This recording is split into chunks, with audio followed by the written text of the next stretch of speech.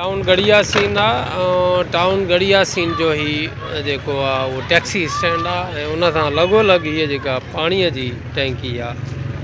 हाणे हीअ पाणीअ जी टैंकी जेका आहे उहा टाउन जे तरफ़ां ई ठहियलु आहे, पर हिते तव्हांखे पाणी नज़र न ईंदो, कुझु बि न।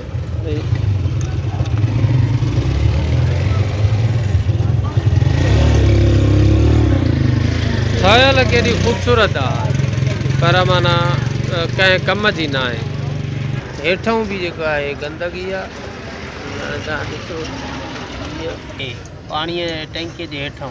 बाक़ी इलेक्शन मुहिम जा पेनाफ्लेक्स ख़ूबसूरत लॻल आहिनि, टैंकी बि ख़ूबसूरत आहे, बाक़ी पाणी न आहे, गंदगी हेठां आहे। सफ़ाई सुथराई जेका गड़िया सीन जी आहे हुन में गंदगी बहरहाल पंहिंजी जॻह ते मौजूदु आहे। सफ़ाई सुथराई जो को ख़ासि एहतमाम न आहे थियलु। टाउन कमेटी गड़िया सीन जे तरफ़ां गाॾी पार्किंग जेका आहे उहा सहूलियत शहरनि खे ॾिनल आहे। पार्किंग जे हवाले सां त तमामु सुठी सहूलियत आहे यार, गाॾियूं शहरी ॿियारे वञनि था ऐं 3000 रुपया ॿुधाइनि था पिया त हिन जी माण्हूअ जी चार्ज आहे, फी माण्हूअ जी यानी गाॾीअ जी 1000 रुपया त वठनि था गाॾीअ जा, पर इहो जेको वॉशरूम आहे हिनखे दर ई कोन्हे को, पर्दो बि कोन्हे। पर पर्दो बि छो वठे, दर त हुजे न, त गॾु वॉशरूम कीअं कंदा हूंदा अलाए। ऐं वरी साम्हूं गंदगी जेका आहे नालनि में, सफ़ाई जेका आहे हीअ टाउन कमेटी गड़िया सीन जी तव्हांखे मां ॾेखारियां थो। हीअ जोरदार नालीअ जी सफ़ाई, हीअ जेका आहे नालीअ जी सफ़ाई।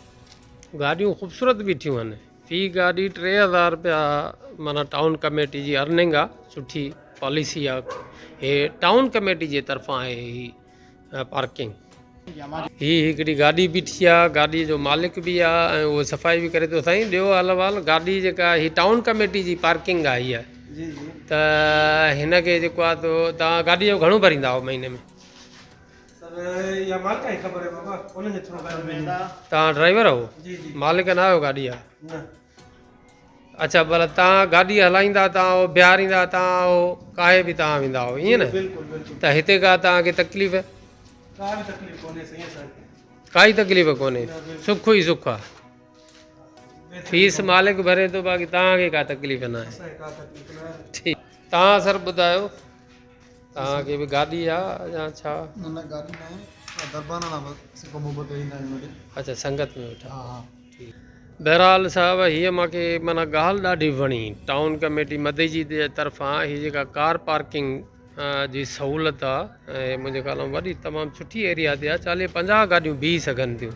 ऐं मूंखे ॿुधाइनि था पिया त हिते फी गाॾीअ जो हे 3000 रुपया टाउन वारा वठनि था, पर हिकिड़ी शहरनि खे वॾी सहूलियत आहे जिन माण्हुनि खे गाॾियूं आहिनि। टाउन जे तरफ़ां हिते अमलो चौकीदार वग़ैरह मुक़ररु हूंदा सफ़ाई जे हवाले सां, बाक़ी मूंखे सफ़ाई सफ़ा बि नज़र नथी अचे, गंदगी माना तमामु घणी आहे। मुंहिंजे ख़्याल में जेके टाउन जे तरफ़ां जेके मुलाज़िम आहिनि उहे जेके सफ़ाई वारा कोन्हनि, अलाए छा सफ़ाई वारो हुजे हा त हाणे हीअ एॾी गंदगी त न हुजे हा। ॾिसो न हीअ आहे गंद जेको गेट तां गॾु आहे जेको यको, बाक़ी जेको आहे हिते वॉशरूम न आहे, नलको न आहे, त जीअं तव्हां हथ वथ धोअनि। पोइ गाॾी जे लाइ हिते मुंहिंजे ख़्याल में साइड में त जॻह आहे, हिते जेकॾहिं उहो सर्विस बि शुरूआति कनि थोरी घणी, जा गाॾीअ खे कोई धोई साफ़ु करे सघे। बहरहाल इहा तमामु माना ज़बरदस्त सहूलियत आहे।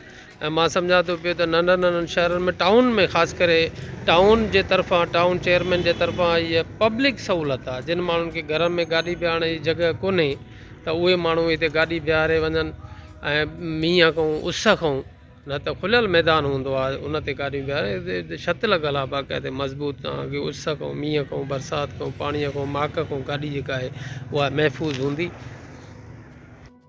अच्छा, तव्हां छा आहियो साईं हिते? हा, मुलाज़िमत आहियो? हा, चौकीदार आहियो शाम जो, माना चौकी शाम हिन टाइम चौकीदारी कहिड़ी आहे? कन राति जो चौकीदार हिन काएं खां काएं ताईं आहे? 9 ते, वरी उन खां पोइ ॿियो ईंदो। अच्छा, हिते जेको आहे हीअ गाॾियूं जेके आहिनि, फी गाॾी खां घणो वठंदा आहिनि टाउन वारा? हुनखे ख़बर, तव्हांखे ख़बर न हूंदी।